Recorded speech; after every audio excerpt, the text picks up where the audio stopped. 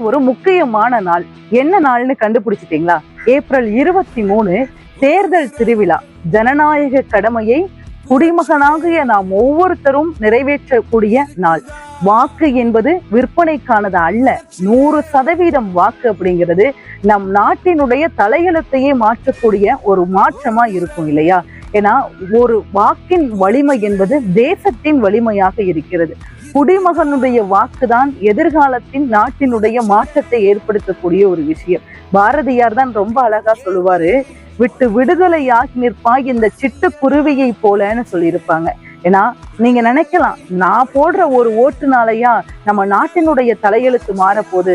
எங்க நம்முடைய ஒவ்வொருத்தருடைய ஓட்டு தான் நம் எதிர்கால தலைமுறையினுடைய தலையெழுத்தையே மாற்றக்கூடிய மாற்றமான ஒரு ஆட்சியை கொண்டு வரும்னு சொன்னா 100% வாக்களிக்கணும். நிச்சயமா போய் வாக்களிக்கணும். நேற்று வாட்ஸ்அப்ல ஒரு செய்தி வந்தது, நான் பார்த்தேன். நீங்க பார்த்தீங்களா?